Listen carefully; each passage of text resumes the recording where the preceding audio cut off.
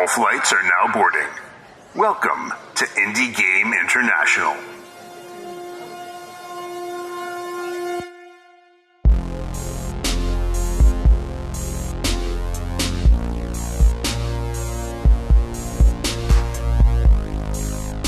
Welcome to the podcast. We are here today with Pert Soomann of Vikerlane. He is the creator of the insanely fun game called Headbangers in Holiday Hell. Pert, how are you doing today, sir? Yeah, not too bad. Thanks for having me. Awesome. I'm happy for you to be here. So where are you based? I'm based in England, but originally I'm from Estonia. Okay. So I've interviewed a few Italians who live in Estonia. So it sounds like a place that people like to flee Italy and go to Estonia. But why did you flee Estonia and go to the UK? I'm curious. It was work really, and like opportunities over here to do the type of work that I was into, which is web development. It was early 2000s. So it was kind of a good business to, be in and come to UK, which is bigger market, Right? More interesting clients. So that's really it. Interesting. So let's talk about the game that we are here to discuss, Headbangers in Holiday Hell. I love it, but tell us real quick, if someone's listening, they don't know, what is it? Give us the elevator pitch. It's a twin stick shooter where you play a role of a headbanger who basically the Santa's gone wild and he's trying to cancel your favorite band's gig. So you're like trying to save Christmas in your own way. Okay.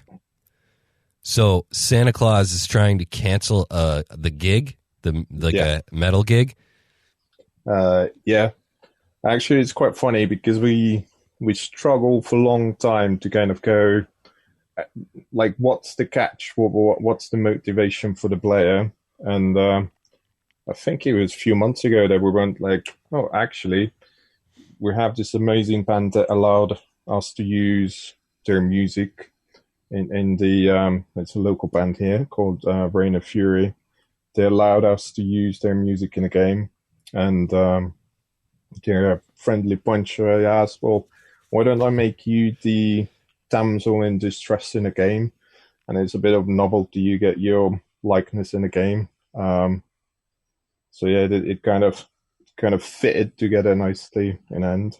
Well, I think it's funny that I didn't really think about that the damsel in distress is a metalhead. Like the people that you have to save from these diabolical elves. Sometimes they're like a metal girl, but then sometimes it's like a dude with like long hair with like a vest on, and you have to save him from elves, and it's just hilarious. Yeah, the picture for is it like the movie? What's that? The vacation movies. Yeah, has a picture of him kind of like a hero pose and like curls around it. Yes. I always wanted that, but like with metalheads around the main guy. But yeah, it's like everything's a bit twisted in this game. Like you go, well, the Christmas should be this and that. And now they're like maniacs running around and trying to murder you or kidnap your friends. And, same thing, like, you just take something and I guess in a way it's like, it's kind of a topic right now that, we shouldn't do damsels in distress, that's like a bit of cliche. So you can just flip the same idea on its head and all best games have damsel in distress that you're trying to save. So yeah, we have our little twist on it. Do you enjoy subverting expectations generally? Yeah. I mean, yeah, it's one of those funny things where I mean, the fun comes, well, the jokes usually come, the best jokes are the ones where you set up expectation and then you go, you were thinking that, but actually it's something else. Right. So, it is a good way to add more humor into things, I guess. Yeah. Yeah. So yeah, like I try to do loads of things in the game where it is, it could be this, but it's twisted. Yeah. So tell me, I'm pretty sure, I think I know the history of this game, but let's go back even further. I'm curious about you, your history. At what point have you been a gamer your whole life? Yes. Okay. So it started probably about 90s, where basically in Estonia, you only had like very few PCs around. And they usually use those for, I don't know, like calculating everyone's wages in the, like a city. They used one PC. My dad somehow ended up like fixing those computers or like software or whatever. And, I will always tag along. So I was like playing games quite early on. And after that, yeah, it just kind of stuck. Like it's always been, like something I've done. At what point did you think that maybe you could make these things that you enjoy playing? So that was again probably my dad that was like annoyed that I show up and just play games. So it must have been 12, 13. He was like, I'll show you like few commands in like basic programming language. You can do this or you can do that or you can make this business software. And I was like, yep, I'll make text games. So I started from that, and I guess it's always been like I never finished the game back then. So maybe it is a bit more like about finishing those dreams that I'm now going, well, the tools are there, everything's there, everything's much easier. You can access the information on the internet, Right. So it's easier to learn. So yeah, it kind of, I guess in some ways, just completing the journey. But yeah, I've kind of always wanted to make games. This is just fun little thing. My actual company, about 10 years ago, when the first iPhones came out, so they were like making some games, kind of small, just filling our afternoons, and it was quite a fun process. So it's always kind of been there, but never like managed to finish anything. But this one, obviously it's out on Steam, so it's quite good. So I'm curious. You said like you started things when you were younger, started making games, never finished anything. Now that you have Headbangers in Holiday Hell on Steam and it's released and people like it, do you feel like you've come to the end of a journey, or does this feel like the beginning of something new? Good question. So obviously, so Headbangers in Holiday Hell took about 2.5 years, all in all. Not like full time, but because it's a Christmas game, you kind of have to do it in December. So it's taken quite a long time. So when I started, like the marketplace was completely different. And I think now you get like 10,000 games on Steam a year, where a few years ago it was like 5,000. Right.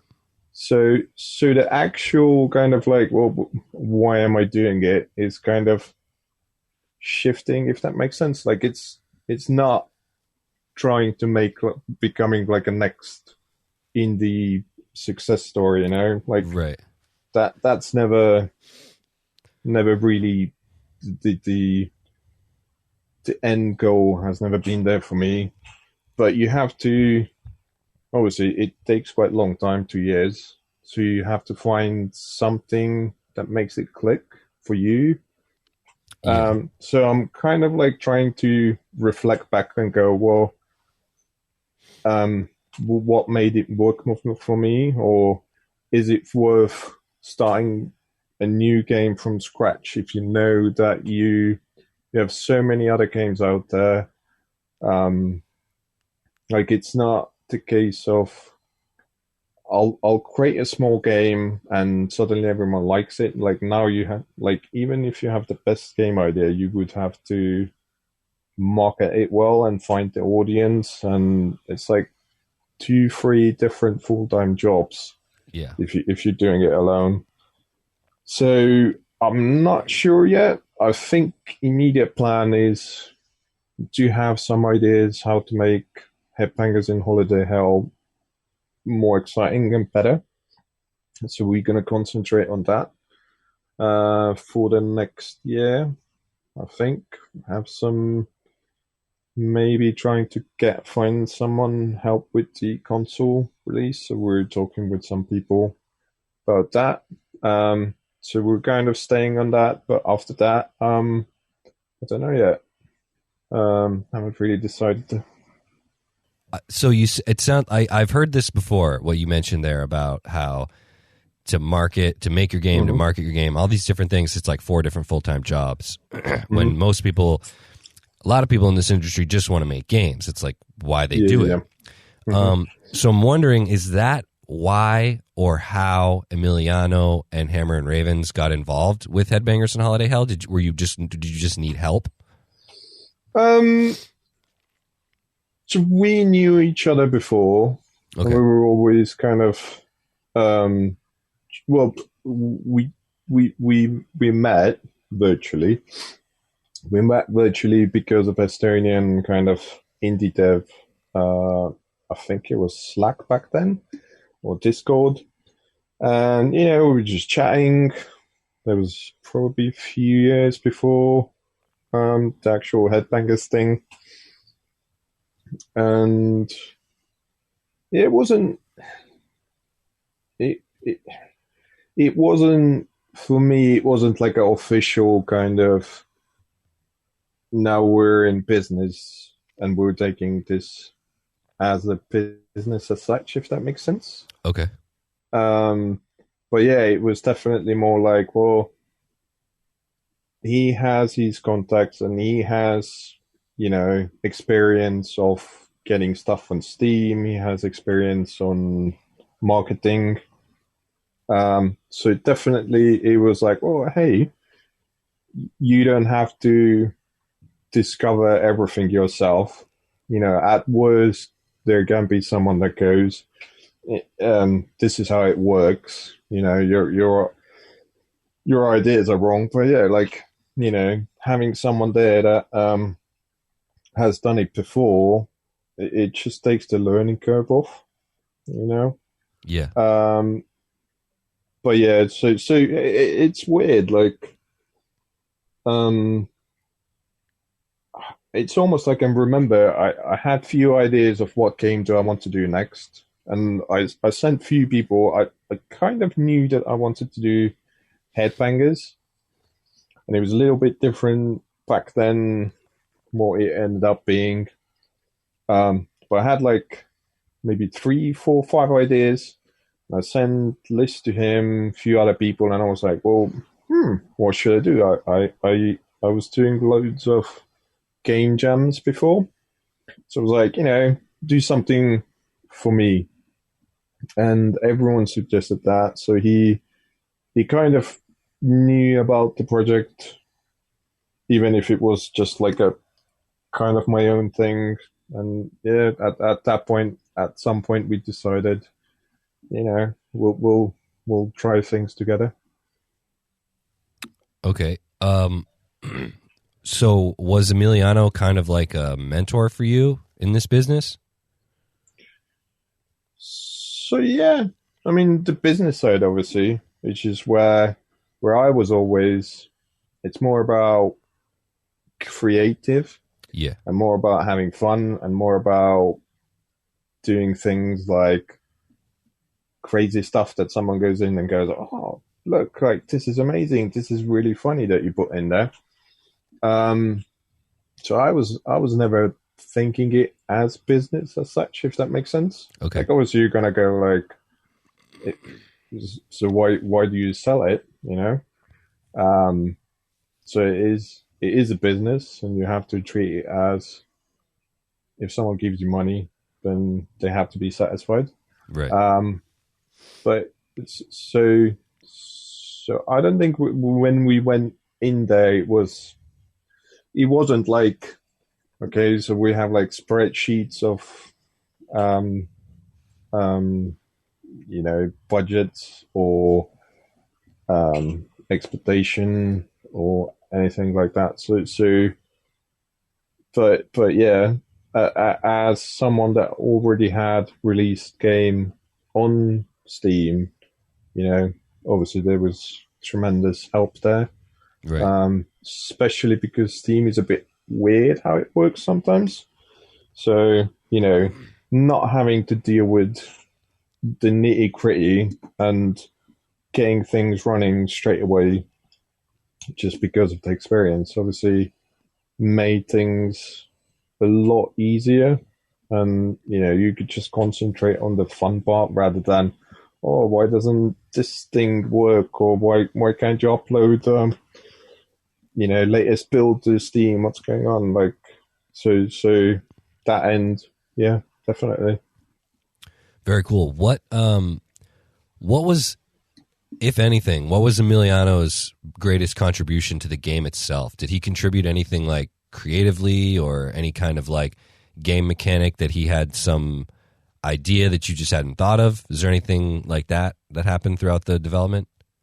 Yeah, there's quite a few. I mean, there are like few that we ended up doing where it was almost accidental. Like, I don't know if you've got to the reindeer mini boss, where basically the idea is that the reindeer sits still, Right. and the head rotates, Uh-huh. like possessed, Like The Exorcist? the movie. Yeah. And basically, what that came out of because I kind of thought that I wanted all the game sprites to have like the eight angles. And obviously, the artist guy had to draw all those out. And he was kind of like really bored and stressed over having to do all the animations for like 8 times. Okay. So he was like, well, why don't we do something where the head spins and I don't have to draw everything and the body stays still. So they're like funny things like that where, like, so in my case, I never really have an end idea of what I want to do. I start small and then it kind of sometimes is an accident or grows on its own. So there is always like a random feedback that people kind of suggest, or there are definitely load of other things that they've suggested over time that has kind of like grown. And but yeah, so Emiliano, he did that side. He was doing all the testers. He had like a massive spreadsheet. I think he found some people that were doing like QA for Disney and stuff somehow. Really? I don't know how. Yeah, but so you had feedback of like, oh, this is great, but like you need more screen shake over here, or Okay. So he was doing all that. He was doing the marketing stuff. Code wise, code was all me. Art stuffy, Emiliano, new I think he covered that as well. He knew. I think they might be from same place or same school. I don't know, but he knew a pixel artist. So he came on board. So yeah, quite a bit. So it's kind of. So it's interesting that you said that you don't really have an end goal when you start a creative project. So what did this game start out as? Like, what when you first started writing code or designing this thing, what were you thinking that you were making? So obviously you have an end goal, but sometimes it's more about like, okay, so I have a rough idea and now I'm starting doing it, and then you accidentally discover some other fun things that you can do. If that makes sense, like so you have base direction, but you don't have like a specific map. Or that's how I like to do stuff. Like for there are some weapons that like the speed and the sound like was just accidental, that it matched the song speed, and it just made it feel massively more awesome just because everything matched up. And those are the things that you could never, or I would never thought of, like plan ahead of, well, this gun has to match the beats per minute for the song. So I kind of like to go in and bass idea, maybe some bass technical solutions. Oh, it would be easy to do this, and then you could do that effect, and just to kind of try things out and see what what the end result is, and have fun with it. But originally, the very first kind of image I had is if you imagine you have like a doll in horror movies, and suddenly they kind of like turn their head and they have those crazy big eyes. Yeah. So I always had that kind of image of like almost like a little bit of like a horror, not as like a horror game, but kind of like crazy kind of, and you have to protect your home. And the very first playable game was very much like same view, but it was more like a Call of Duty Zombies, where you had the elves coming in at you from all sides and windows and climbing in, and then you unlock different rooms. But it kind of shows, like on feedback, what I did was, that was 2 years ago. It was Christmas, and I had this first playable build out, and there is a guy locally doing retro game nights at like a pub down where I live, and I took the game there on my laptop, and it was kind of like painfully obvious that people did everything I had put into the game. And then they were like, okay, now what? And I was like, well, I'm not going to be able to create all those levels and keep building content. So from there, it was like, oh, it should be randomly generated. And it kind of grows from there. And it changed kind of a little bit more based on levels and all that. So again, like it kind of changes throughout of the whole life cycle. So you originally play tested this game in a pub? Correct. Yep. That's cool. That's interesting. And I even did a little thing of like, well, whoever gets the most points I'll buy them a pint.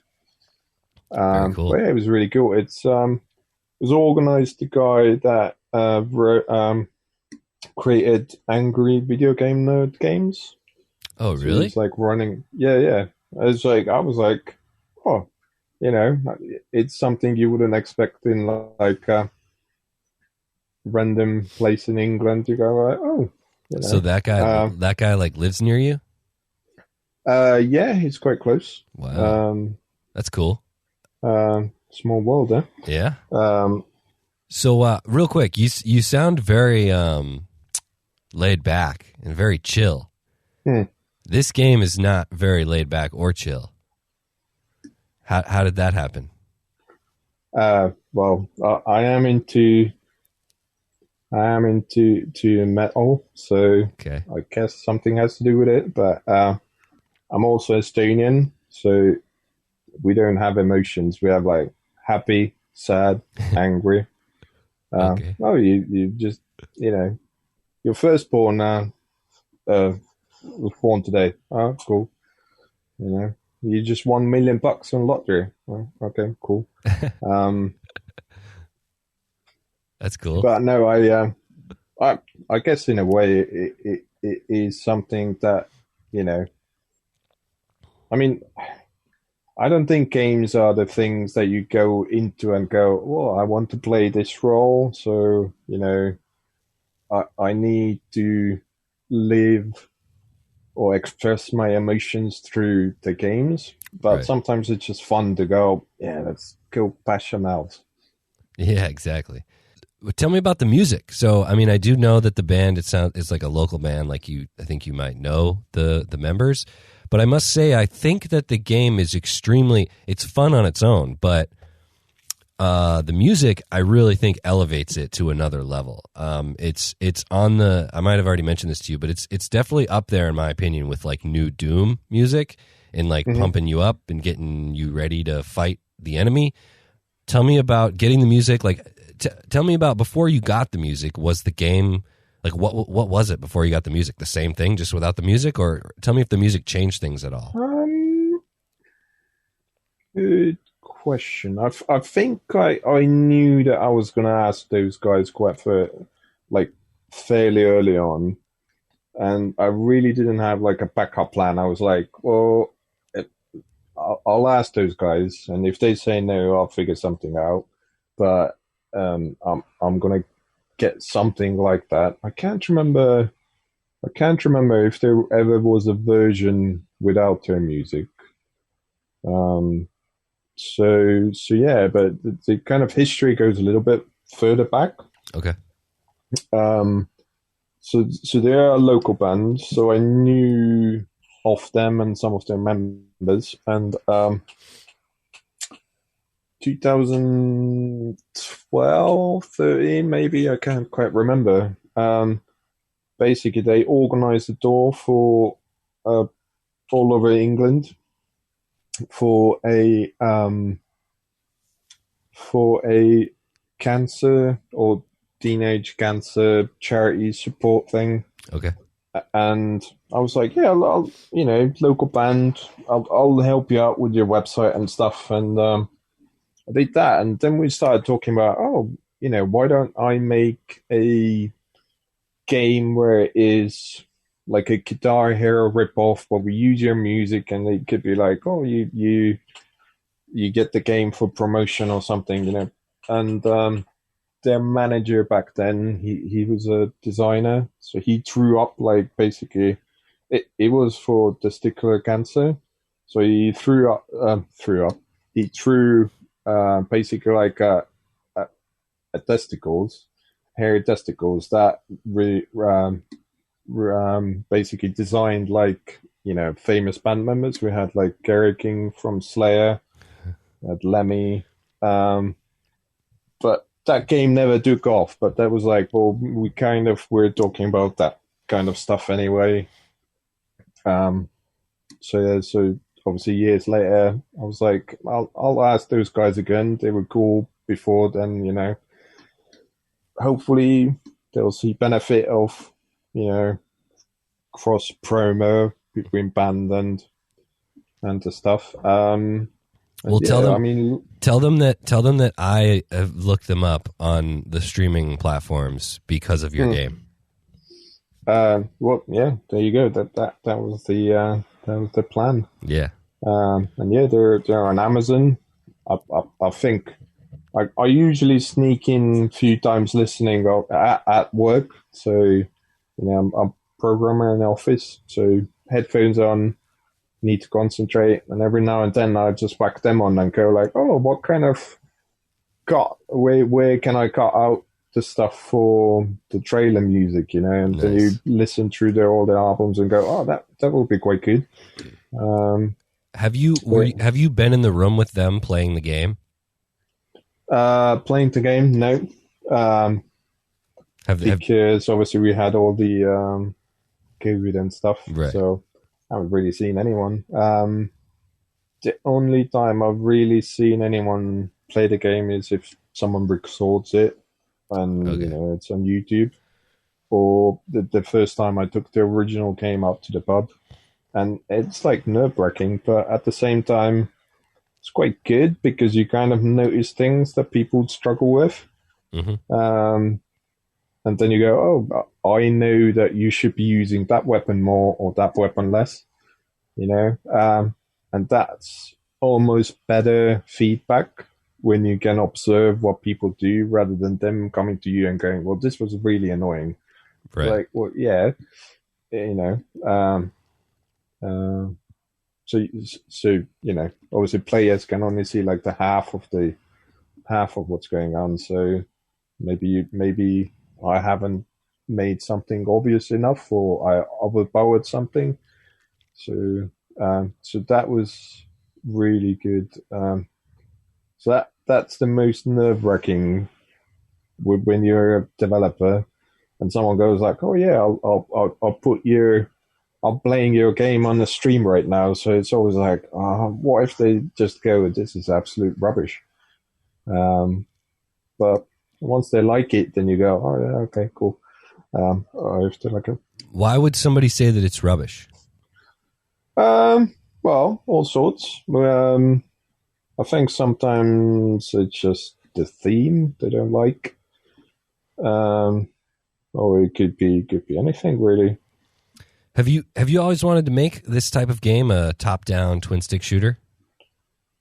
Not specifically that theme. I think it's very much like Zombies Ain't My Neighbors. Kind of vibe to it, and I never played the game, but I saw a few screenshots like ages ago, and I was like, "Well, this kind of looks quite cool," and you can make it like your room and put posters up and put the your like band equipment or whatever. So it, I mean, I don't think I've played twin stick shooter before I started making the game. But it was more like, pixel art, so it's doable. So it's not like realistic 3D where I would have no chance. It kind of 2D plane, so it's easier to program all the movement and everything, It seemed quite popular as the game genre, so it kind of like added all together, and I was like, oh yeah, it kind of fits. Yeah, let's go with that. So you just said you hadn't really played a twin stick shooter prior to making one. Do you think do you think you would have benefited from being like a big fan of the genre of the game that you're making? Yes and no. I mean, there are some things or some decisions that I've kind of made where it's like it turned out to be massive pain in the backside. For example, I kind of really wanted everything to be sprite based. So if you turn, you kind of see the different angle from the character. Where a lot of other games, they only have like the character faces you, and then the gun kind of rotates freely around you. Right. And we would have saved a lot of headache coding and art, definitely. Effort, where if I had just gone, well, this is how those games present themselves. This is fine. You don't have to have the perfect angle for the gun and make it work in the game world.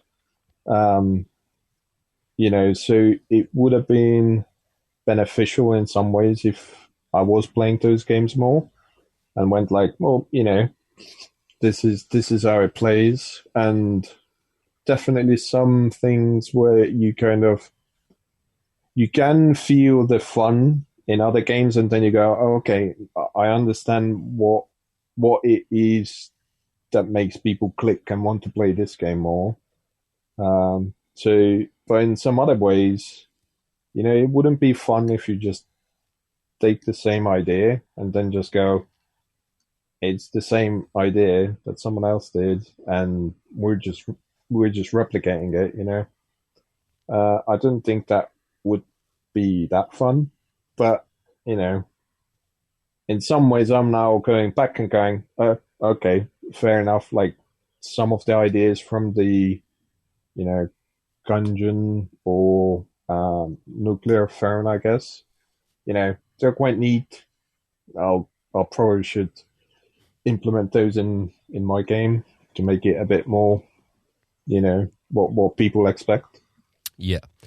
What is there anything in your game that you think differentiates it the most from other games in this genre?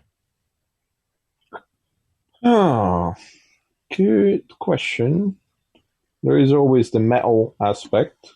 And there is, what I guess the main thing that I was kind of trying to do that I was probably not that successful is the whole traps kind of mechanic, or traps, or kind of distractions.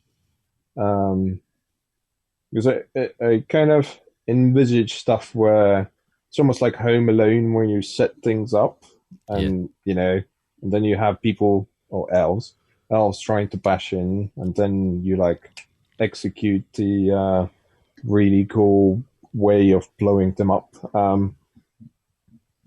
which was, we have stuff where you can switch off a TV, switch on the TV, or you can acquire a blow up doll where you can drop anywhere and all the elves get attracted to it. Yeah.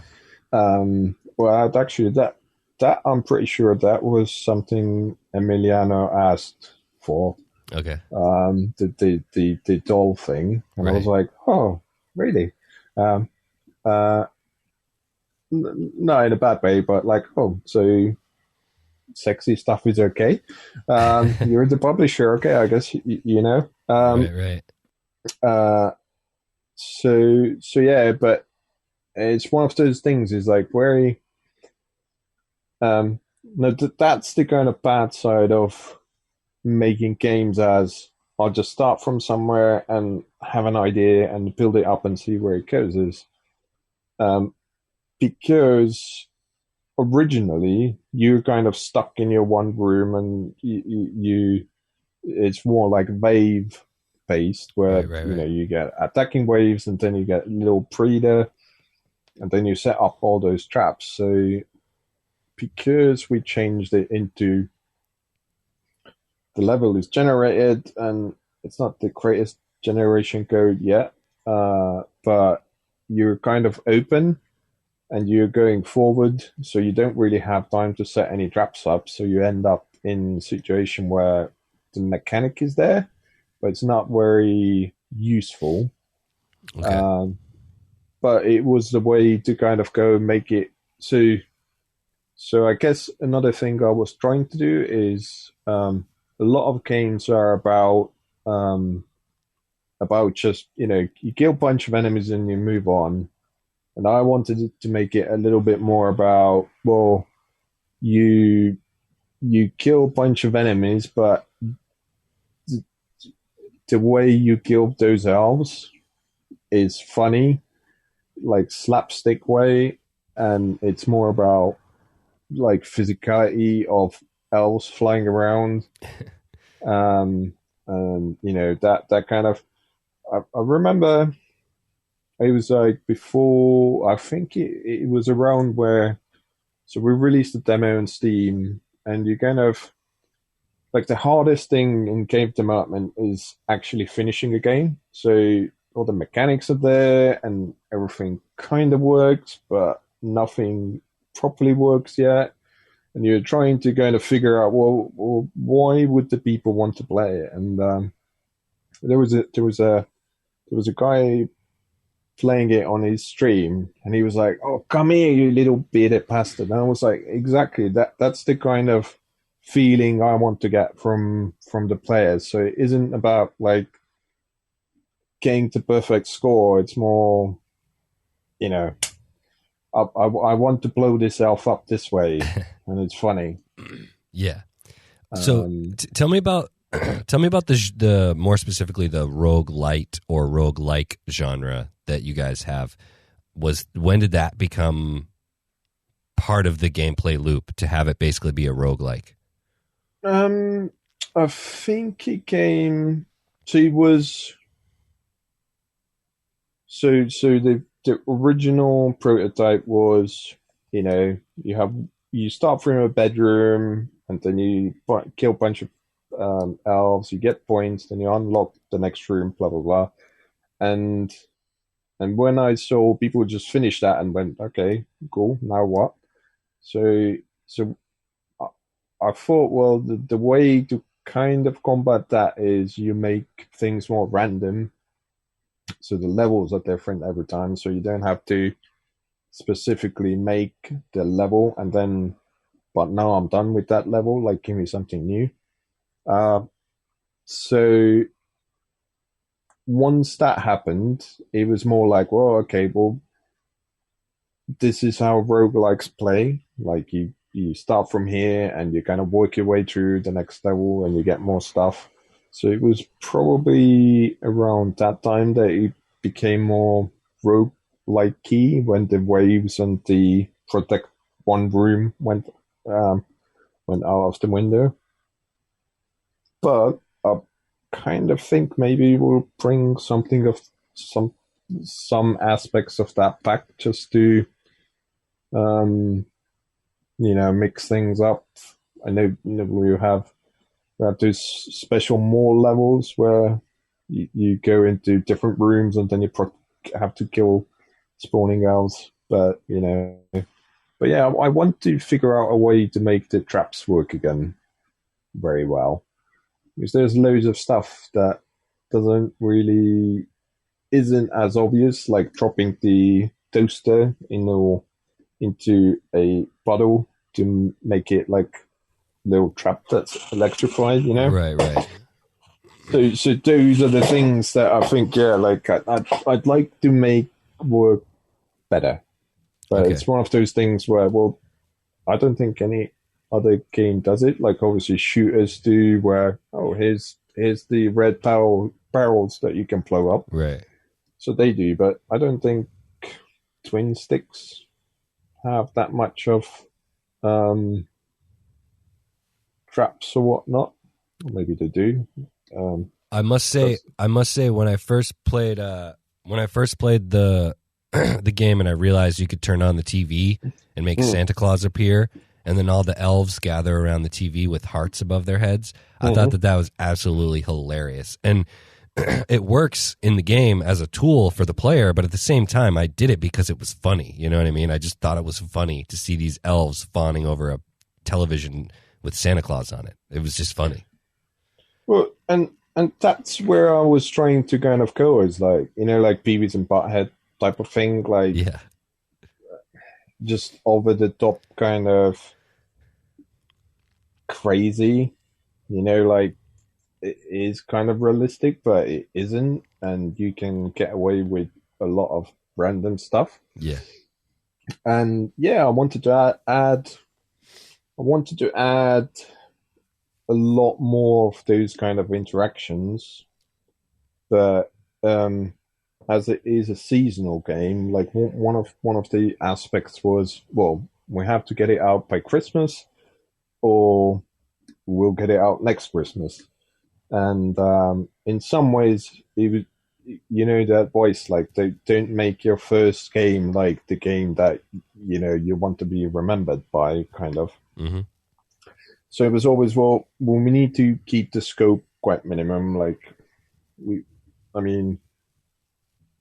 had some crazy ideas, and then we had to cut those back, but not to say it was like a throwaway project, but it was like, well, let's not get too crazy, you know, let's see what it does. Like, if I had released a game, like, you work on something for 5 years and then you go, okay, let's see what it does, and it does nothing, you know, it would suck. Or if no one's interested in that. So in some ways, I'm like, well, you know, I'm quite happy that we kind of started small, but I want to add those traps and make those work again, and add that kind of cartoony stuff in there more. You know, like, exactly like you said, little funny moments where, well, I could kill enemies in any game, but I want some crazy stuff that you discover that you kind of go off and do, that it just adds that cartoony stuff, you know, like, Right. they blew up or whatever, in a funny way, or that kind of stuff. I think, yeah, just like slightly different reason to play, more like, I guess, visceral, Yeah. or like, rather than going, well, I need to finish the level, I don't care how I get there. It's like, Yeah. well, the idea or the goal for me is to go, you're having fun, and you go, oh shit, like, I didn't know I could do that, or it's really funny when I do that, so I'll do that, and I'm entertained. Not about, oh, you got 10 points. Right. Well done. Well, I think you just need to replicate whatever it was that you did with the TV, because the moment, like, once I realized I could do that, basically, and I'm getting to a point in terms of, like, why this is good game design, I guess, is that once I realized I could turn on the television and it attracted a crowd of elves, right? I then, just without being told, without the game telling me, I then realized that I would let them gather there, and then I would throw a gas canister at them, and it would blow them all up in one discharge of my weapon. So the point I'm trying to make is that the game didn't tell me to do that. I figured out that, oh, A plus B equals a thing that's funny that I like to watch happen in this game. You get what I'm saying? Yep, and that's kind of by design. And there are things in there where, I mean, originally you couldn't even throw the canisters. You drop them, and then you're going to build up a little trail, and you could be in a different room, and you blow up one canister and kind of chain reacts and blows up, you know, the elves in a different room. So that was always kind of, that would be kind of cool. Like, that's the Home Alone, you know, you set up traps and funny stuff happens and the bandits get hurt, you know. But that's kind of like the problem there is, if the game doesn't specifically tell you, you need to be invested to go, okay, I'm going to explore a little bit. I'm going to, you know, like, what does this thing do? What does that thing do? So you need to experiment a little bit. And the best, well, I don't know if you've ever heard of a game called Pixel Dungeon. I've heard of it, but I've not played it. It's quite basic in premise. Like, it's actually quite deep. It's like kind of like a pixel art dungeon crawler thing. It's It's like what do you call them? Turn based. But that game, they did one little thing where if you end up on a level and they have a special room where you can see a little obstacle that you can burn, you know that whatever scroll or item you got must be a flame element. And I really like the idea of like the game doesn't explain you anything. Right. Like it goes like, well, this is unknown script or unknown like a potion. I don't know what it does. If you drink it, you're gonna hurt because you'll be on fire. It could be health, but it's almost like it's not environmental storytelling, but it had the little hint of, oh, you know something that other people don't. Right. Therefore, you could be a little bit better at game. And also the idea of, if I do this, what will happen? Is there a different reaction from elves somehow? Yeah.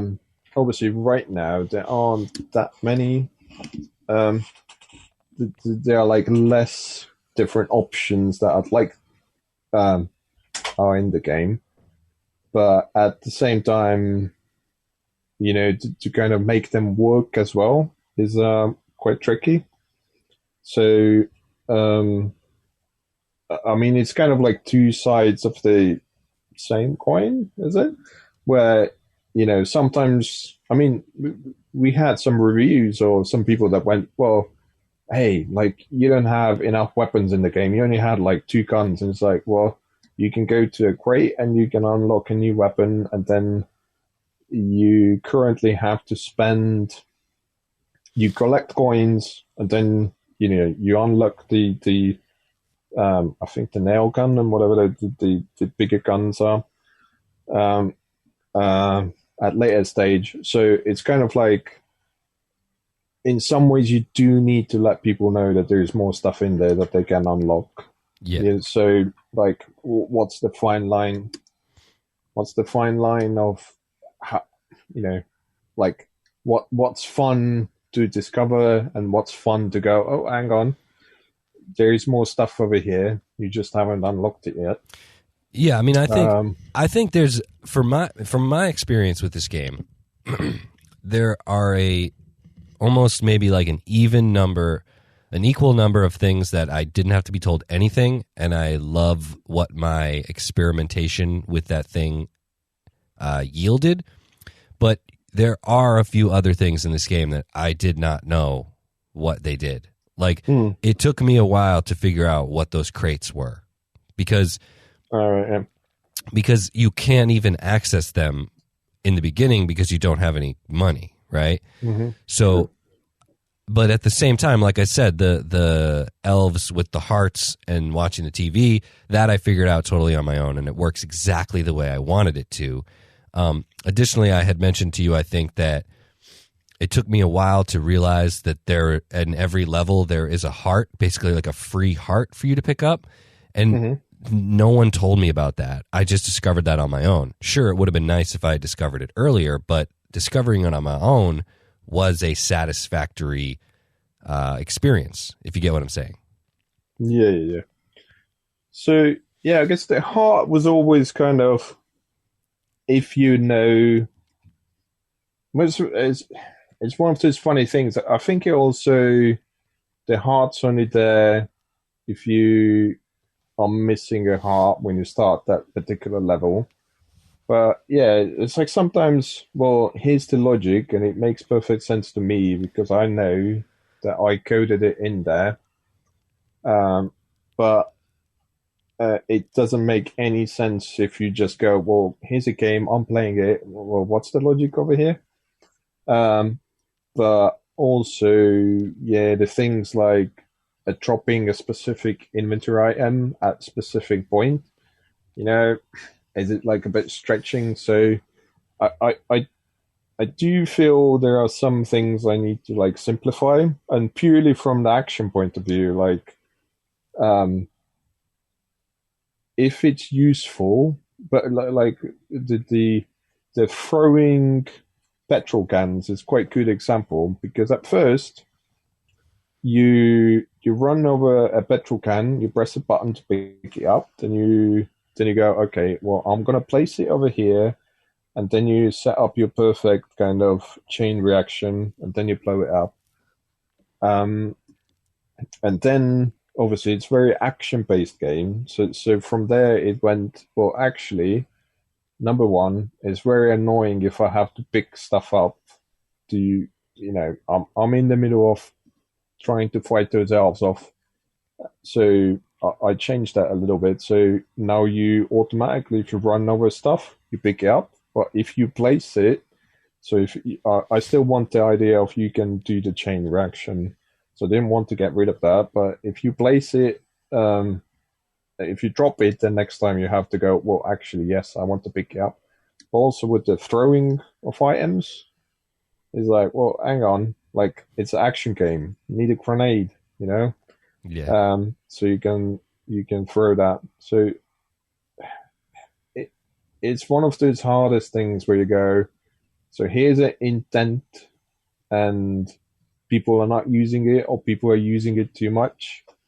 And I don't know, like in some ways I think like simplifying things is better because then you don't, like if you're a player and you go somewhere and you go, okay, so I bought this game, I want to be entertained, and now I have to figure all those things out, and that's not going to be fun.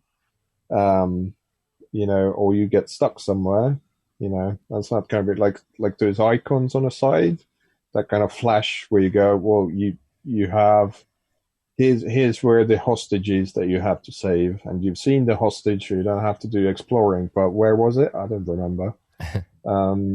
So that was kind of like game from there of we should really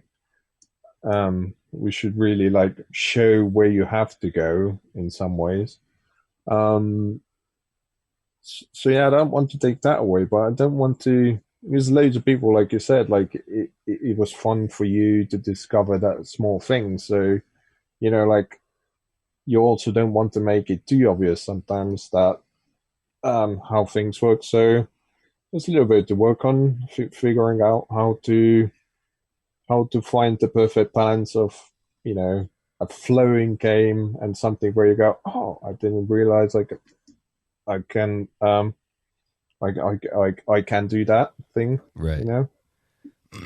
Really. I mean, it's cool. Like, it's exciting to hear that you're saying there's more work to be done and there's more improvements to be made. But at the same time, I think the game is amazing as it is. Like I said, it's the kind of game that you complete it in one sitting. It doesn't take too long to do that. And yet I think I've put 8 hours into it on Steam because I just really enjoy going through it. And I love the music. I pretty much love everything about it. But, as always, improvements, I guess, are welcome.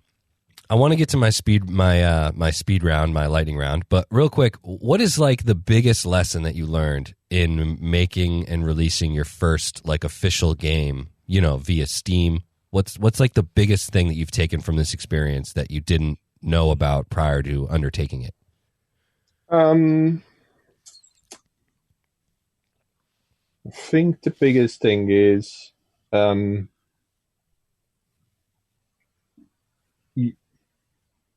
so from developer point of view, you need to find what makes it fun. I mean, you could go in and go, well, this is going to be my daytime job, and I'm gonna work on it, but like not to take too much away of like, well, don't become a game developer.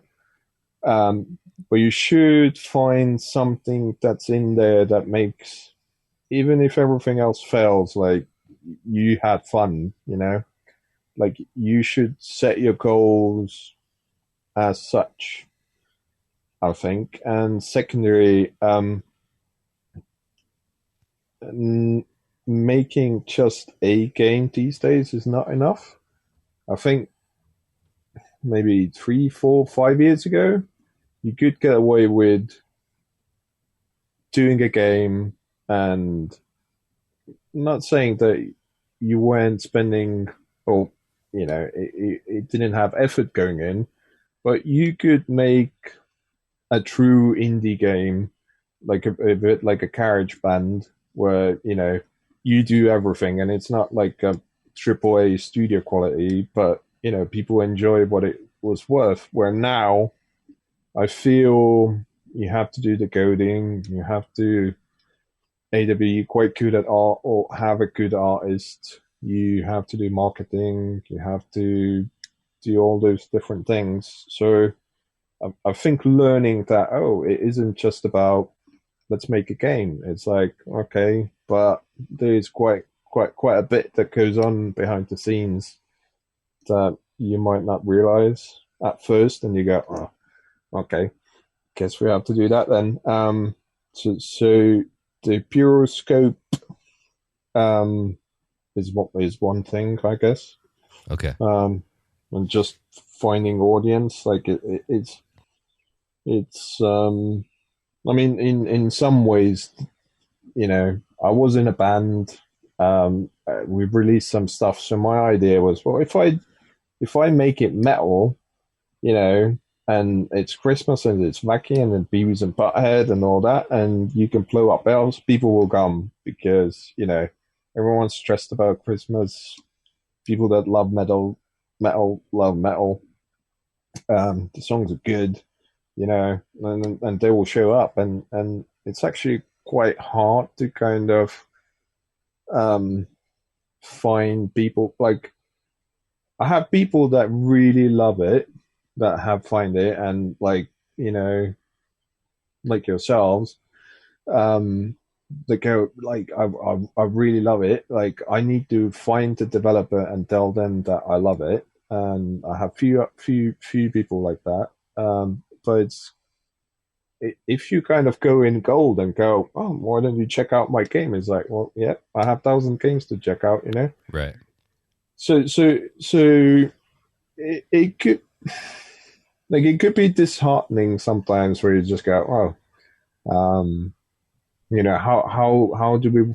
do you find new audience and stuff, like, so there is a big part about getting noticed, that if you do go into game development, I think you kind of have to prepare for, just not to go in and go, I've spent 3 years on this amazing project that probably is amazing, but just no one shows up, Right. Are you proud of Headbangers in Holiday Hell? Yeah. And I think the best bit is when you step away for a few months and then you go back and go like, oh, wow, like I forgot that you could do this or that.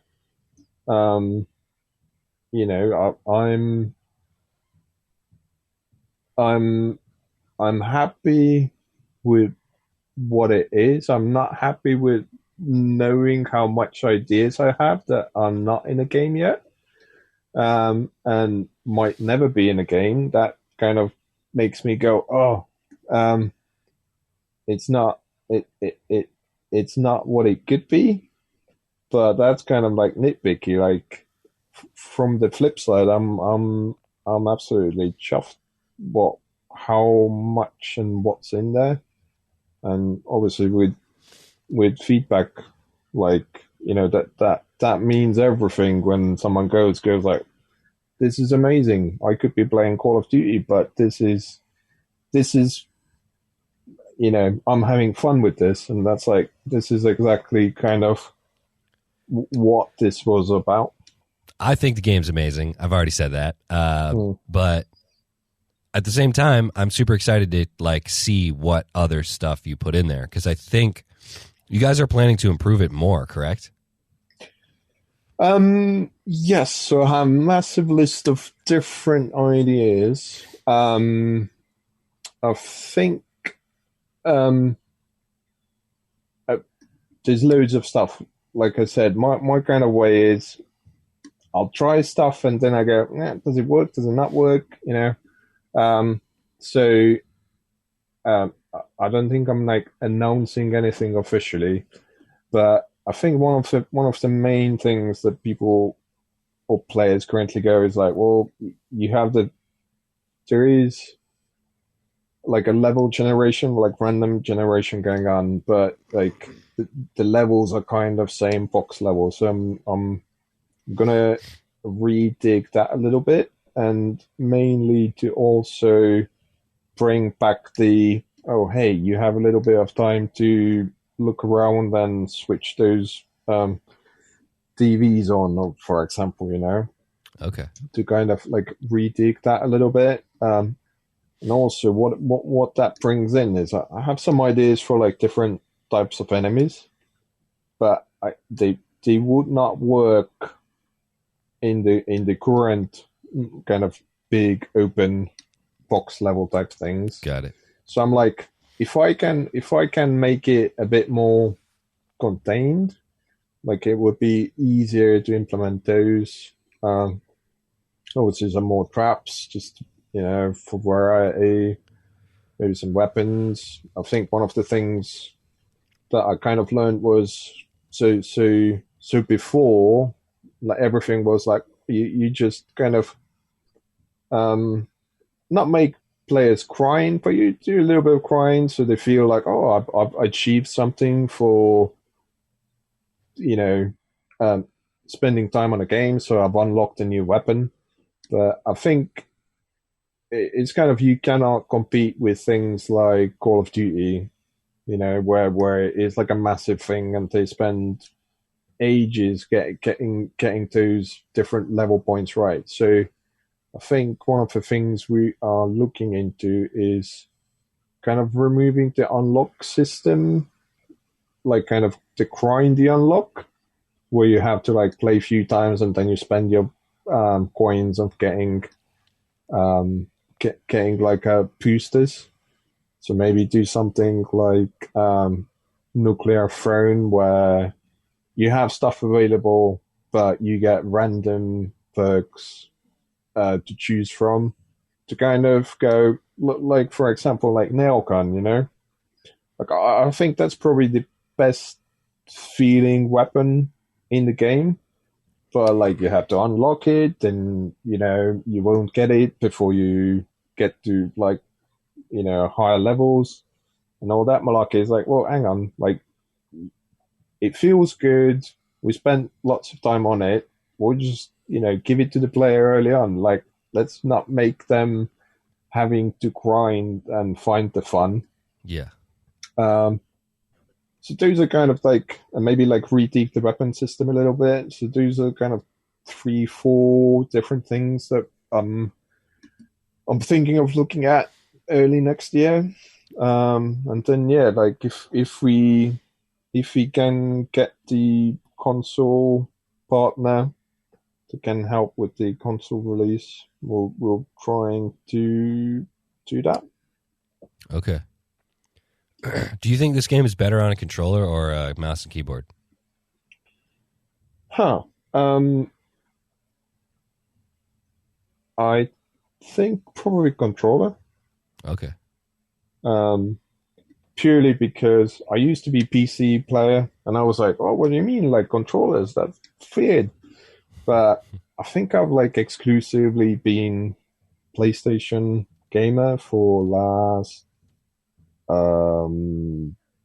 16 years, something like that. So I really like the kind of controller. Okay. Controller kind of all the buttons are there. You don't have to do some weird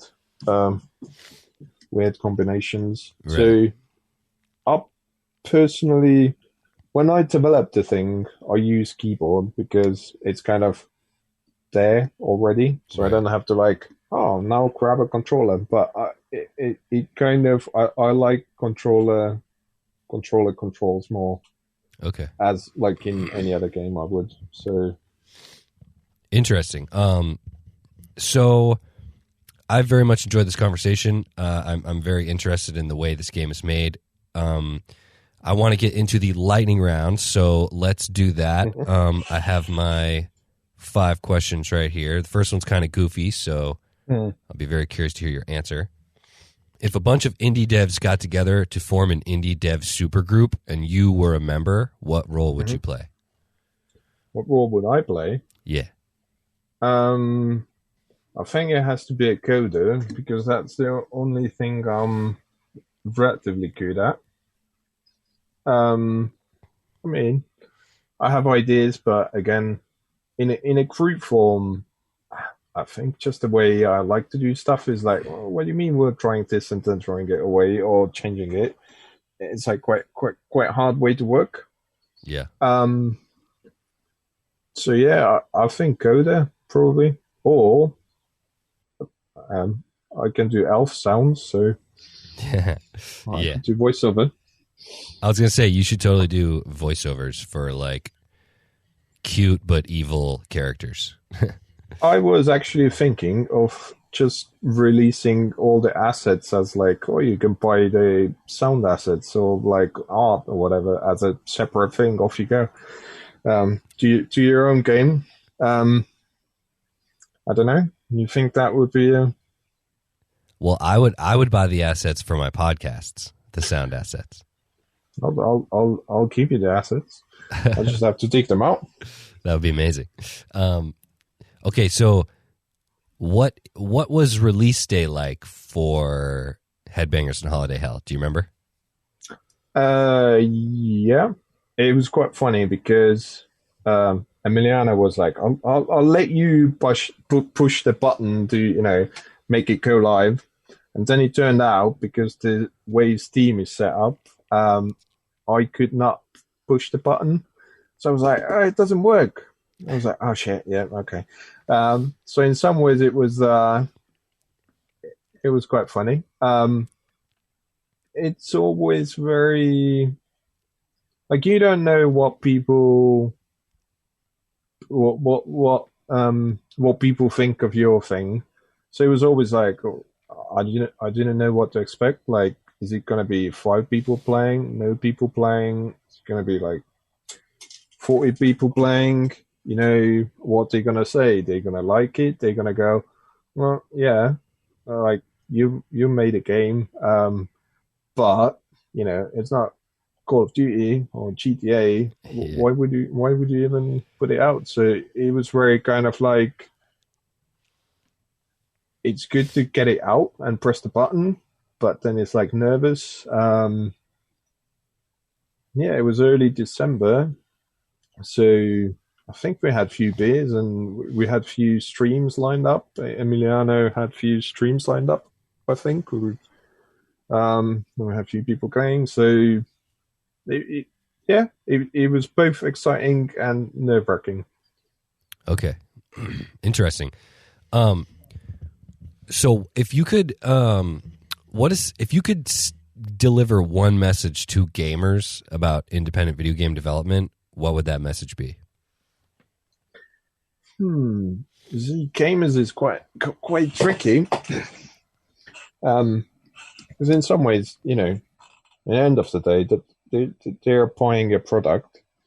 So like you can't say the typical answer would be, well, we're just like one person team or like a very small team. We don't have time, so you should like lower your expectation maybe sometimes. But I think the message I would say is if you love a game and if you've bought a game on Steam, definitely let the developer know, either on Twitter or Facebook or whatever.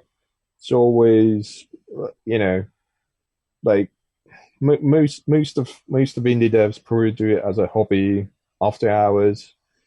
You kind of sit, do your own thing. You don't know if people love it. You're just hoping, probably putting out there. So that's a big motivation, like boost. If someone comes and goes, wow, like had best time, like keep it going, like just go out there, let them know. And also on Steam, it really makes a difference how Steam sees the game, is how many paid customers have left a positive review. So it like I've seen it happen with, I think it's 10 or 20, I can't remember the number, I think it's like 10 reviews, after which is like, if you get 10 reviews, then Steam goes, okay, well, obviously it's a real game, so we allow it to go to more of our customers. So definitely leave a review, and that will help out, the developers. That is an interesting answer. Sometimes I don't know how to leave a review on Steam. I find it kind of confusing sometimes. Like, the only time I've ever left a review on Steam is when Steam asks me to, which I feel like you have to play over a certain amount of time to leave a review. Anyway, I don't, but I'm gonna take that advice, and I will attempt to leave as many reviews as I can, because I definitely haven't left reviews on every game that I've played and liked. Well, definitely one thing not to do is leave a thumbs down review and then go, but it was perfect. But I'm just leaving thumbs down so people read it. It's like, right. That's not how it works. I've heard some people do that to kind of get people reading the reviews, but no. Even if it's like few words and you give thumbs up, and thumbs up for Steam means, yep, they're happy. Right. And they paid their own money. So we count that as a positive sign. So, yeah, I mean, you kind of go, first step, leave a positive review, as in thumbs up, cheers, enjoyed the game. Yeah. If you want to go deeper, obviously, it's always good. But, yeah, I guess, it's with the same thing with apps, like they kind of have to beg customers to go, oh, do you want to review your Android or iPhone app now? So obviously it's not something that people naturally do, but true. If you're into indie games, definitely it makes a big difference. Yeah, I agree with that totally. Okay, so if you could give one piece of advice, just one piece of advice to your fellow indie devs, what would it be?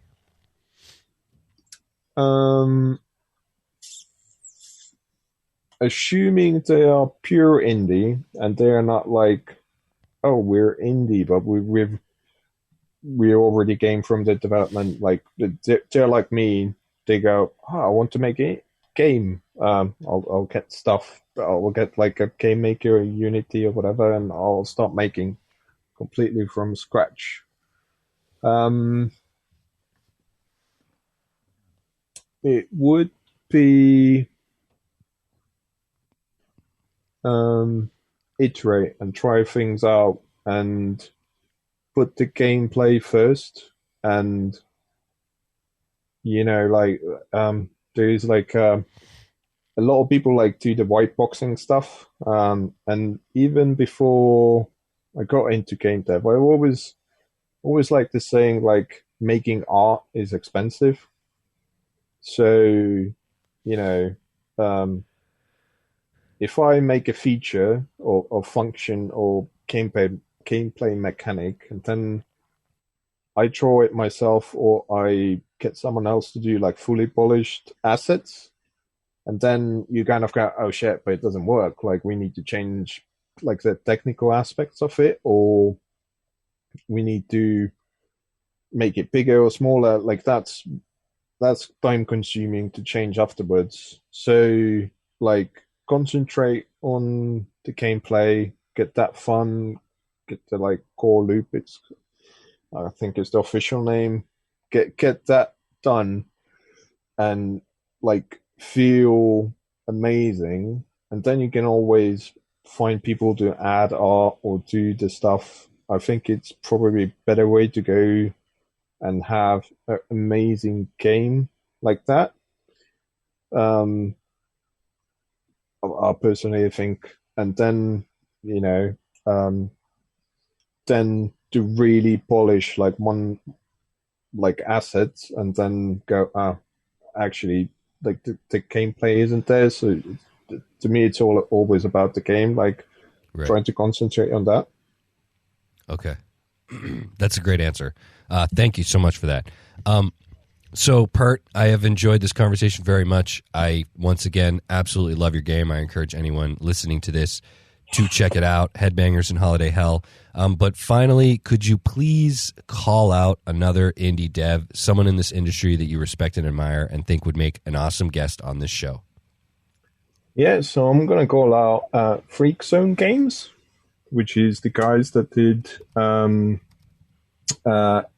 Angry Video Game Nerd Games, and also organized this amazing retro night where my kind of indie path got officially launched, or publicated. So yeah, they're awesome guys. They're really good people. So yeah, check them out. Get them on interview. I'm sure they have much more and better advice to give than I could. But I'm sure that sounds really interesting. I would love to get them on the show. So lastly, why don't you just tell anyone listening how they can get your game, how they can maybe find you on social media or on the web, any type of contact info, where they can get your game. Lay it on us. Yeah. So obviously Steam, type in Headbangers in Holiday Hell. We're the very few headbangers in there, so shouldn't be too hard to find. Social media, it's Twitter at Vikerlane, or Twitter at, is it Too Cold? I can't even remember what my Twitter name is. So yeah, Headbangers in Holiday Hell should pop up as well. Yeah, but we're usually on Twitter. Also Hammer and Raymond Games. They're on Twitter, Facebook, stuff like that. Follow all the links from there. All right, will do. And I will have links to everything mentioned in the show notes. So if you want to check those out, go to the show notes, click on those links. I just got to say one more time, Pert, thank you so much for joining me, for taking the time out of your day. And thank you for making this game. I absolutely love it, and I'm excited for any improvements that you guys put out in the future. Excellent. Well, thanks for having me. It's been a blast. Yes.